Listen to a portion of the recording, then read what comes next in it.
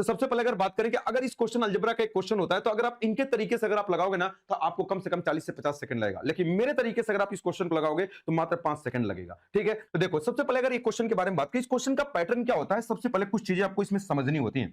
ये आपको एक इक्वेशन दिया होता है और इसकी वैल्यू आपसे पूछी जाती है। जैसे अगर यहाँ 123 दिया तो अपने मन से 123 नहीं दे दिया, एग्जामिनर कुछ सोच समझ के देता है, एग्जामिनर कुछ आपसे जानना चाहता है, वो आपको फंसाने के लिए नहीं देता है। तो देखो यहां से जैसे अगर आप यहां से इसको क्वेश्चन को सॉल्व करोगे तो यहां से अगर आप जैसे अगर आप यहां पे इसको उठा के इधर कर लो या x का भाग दे लोगे तो यहां से जब अगर आप निकालोगे तो x प्लस कितना हो जाएगा 1/x बराबर कितना हो जाएगा, आप कहोगे इधर लेके चले जाओगे तो ये 3। कुछ लोग कहेंगे कैसे कर दिया, तो देखोगे इसको उठा के इधर करोगे तो x स्क्वायर प्लस 1 बराबर कितना हो जाएगा 3x, तो x से भाग कर दोगे तो x प्लस 1/x बराबर कितना हो जाएगा 3। एक बात ध्यान रखो, अगर यहाँ -3 दिया है तो बस प्लस कर दो, प्लस दिया हो तो माइनस कर दो, ये डायरेक्टली इसकी वैल्यू होती है, ये सब करने की कोई जरूरत नहीं होती है। अब थोड़ा ध्यान से समझना कि इस क्वेश्चन का आंसर क्या होगा, बस आपको बस इस पैटर्न को समझना है कि देखो यहां पर 12 दिया है, यहां 8 दिया है, यहां 7 दिया है, यहां पर 3 दिया है।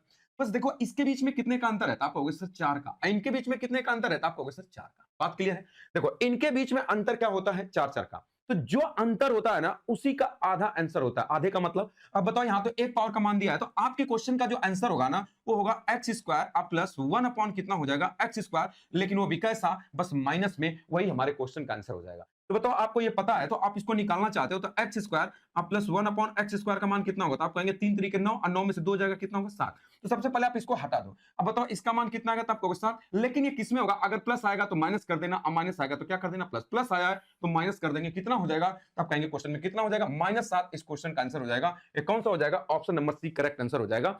जैसे ये क्वेश्चन है, जैसे ये वाला क्वेश्चन ही देखो इनका है, देखो ये वाला क्वेश्चन 194 वाला इनका है। अगर इसी तरीके से अगर इस क्वेश्चन को अगर आप लगाओगे तो देखो अगर एक लाइन में कैसे आप लगाओगे, तो अगर यहां से अगर आप निकालना चाहोगे तो आप कहोगे सर x प्लस 1/x बराबर, बताओ यहाँ कितना है तो -4 है, तो इधर लेके चले जाओगे कितना होगा +4 हो जाएगा।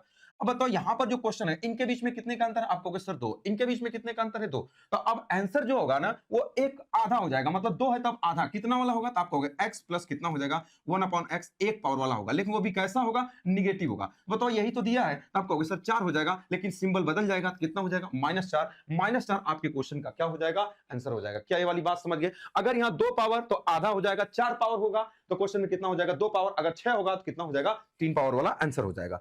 चलो अब अगले क्वेश्चन के बारे में हम लोग बात करते हैं। बताओ इस क्वेश्चन का आंसर क्या होगा, बताओ जब अगर आप यहां से निकालोगे तो कितना होगा, x प्लस 1/x बराबर कितना हो जाएगा, आप कहोगे सर 5 हो जाएगा।